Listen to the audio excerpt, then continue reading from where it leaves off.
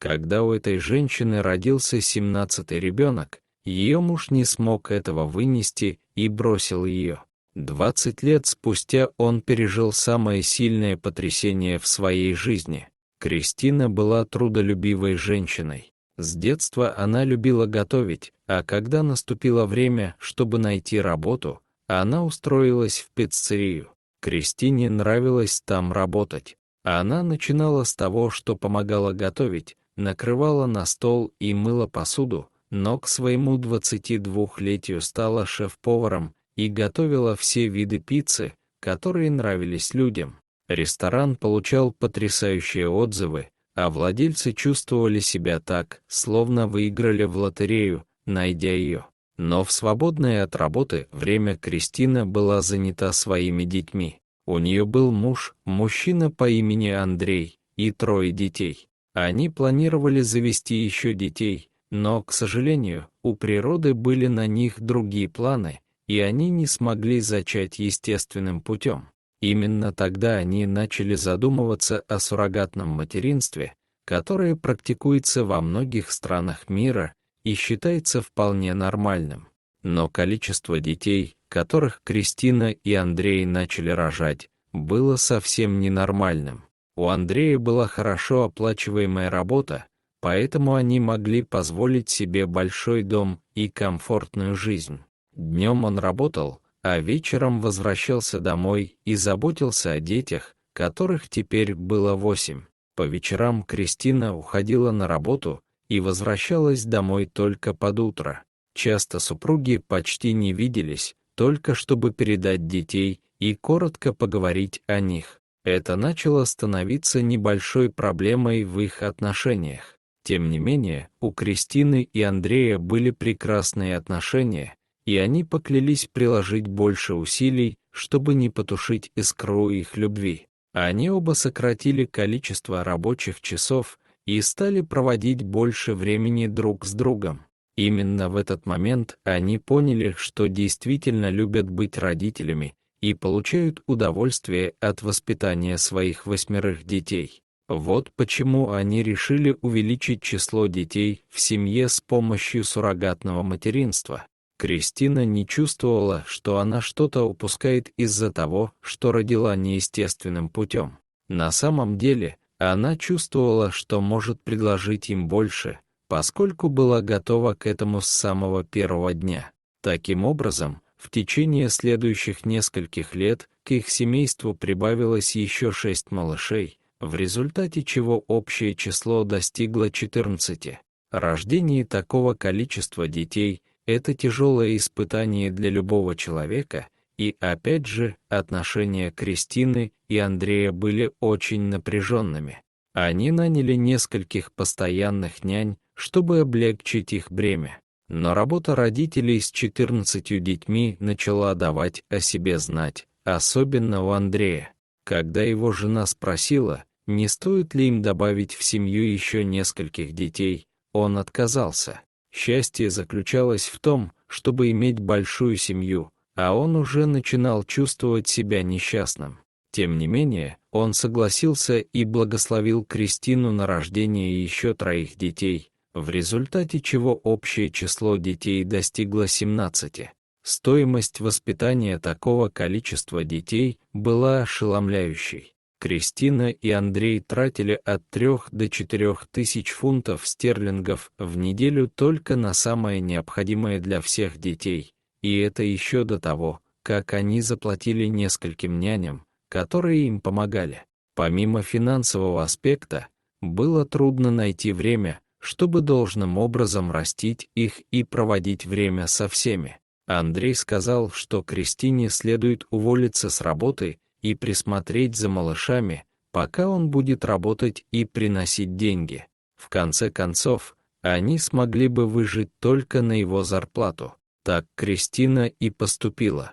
Она с грустью распрощалась с пиццерией и стала матерью-домоседкой для своих 17 детей. У Кристины все было хорошо, и ей действительно нравилось быть матерью стольких детей. На самом деле, если бы у нее были место и деньги, она бы позаботилась о сотнях детей, если бы это было возможно. Но как только она начала осваиваться в своей новой жизни, и все встало на свои места, произошло нечто, перевернувшее ее мир с ног на голову. Однажды утром Андрей поцеловал ее на прощание и, как обычно, ушел на работу. Он вышел за дверь и уехал, и в этом не было ничего необычного. Но когда он не вернулся домой в обычное время, Кристина начала немного беспокоиться. Она ждала всю ночь, чтобы увидеть, как он войдет в дверь. Но этот момент так и не наступил.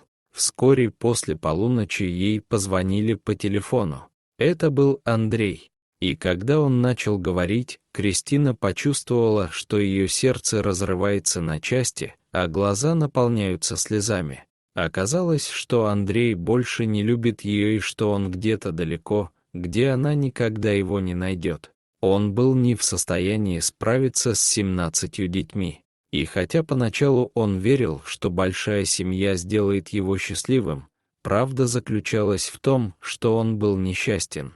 Для него было слишком тяжело быть работающим отцом, не говоря уже о том, что они тратили огромное количество денег, которые шли только из его зарплаты. Вот почему он ушел. Андрей сказал, что Кристина может оставить себе дом и все, что в нем есть, но с него хватит. Он подал на развод и ушел. Кристина была вне себя от злости на мужа, но более того, она чувствовала себя обиженной, отвергнутой, как будто вся их семейная жизнь была ложью. Но на самом деле этот печальный поворот событий заставил ее еще больше сосредоточиться на своей семье. Она бы показала Андрею, какая она хорошая мать, и заставила бы его пожалеть о том, что он вообще ушел из семьи. Она бы боролась изо всех сил, чтобы правильно воспитать этих детей. И именно с таким подходом Кристина шла вперед. Было ли это легко?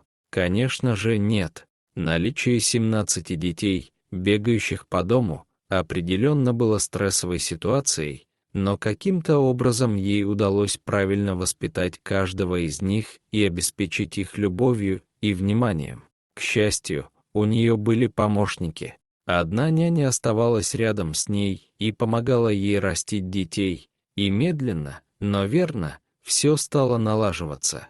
В конце концов, Кристина вернулась к своему первоначальному увлечению – кулинарии. Она обнаружила, что может купить пиццерию, в которой когда-то работала, и ухватилась за эту возможность обеими руками. Заведение находилось в отличном месте, и ей просто нужно было немного скорректировать курс, чтобы вернуться на прежний уровень. К тому времени, когда все дети достигли подросткового возраста, Кристина не только добилась успеха в одном ресторане, но и улучшила его, распространив свое влияние на другие заведения в этом районе. К счастью, когда все дети достигли трудоспособного возраста, они начали помогать в ресторанах. Это было потрясающе, и Кристина не могла поверить, что это стало семейным проектом. Она объединила свою любовь к семье со страстью к еде и кулинарии, и результаты превзошли все ее ожидания. Она была не только довольна тем, что делала, но и зарабатывала вдвое больше, чем они с Андреем зарабатывали в месяц. И говоря об Андрее, Кристина почти забыла о нем. Так было до тех пор, пока 20 лет спустя он не зашел прямо в ее ресторан. Андрей захотел поговорить с Кристиной. Он сказал, что скучал по ней и думал о ней и детях. Он спросил, как дела у их 17 детей, но Кристина осталась холодна, сказав ему, что он был трусом, когда ушел от них всех. Некоторые из детей учились на инженеров, поваров, учителей, врачей и даже юристов, и всем этим были обязаны ей. Андрей был потрясен. Он никогда не ожидал, что Кристина или кто-либо из детей будут процветать без него, но одно было ясно – больше они не нуждались в нем в своей жизни. Андрей был в очередной раз потрясен услышанным. Кристина велела ему уйти из ресторана, никогда не возвращаться и никогда больше не пытаться связаться с ней или с кем-либо из детей. Он бросил их, когда они нуждались в нем, и второго шанса у него никогда не будет. Кристина была сильной и жизнерадостной женщиной, которая очень любила своих детей, и она справилась со всем этим без помощи мужчины. Дорогие зрители, что вы думаете об этой невероятной истории? Смогли бы вы заботиться о 17 детях? Если вам понравилось это видео, то ставьте лайк и подписывайтесь на наш канал. До свидания.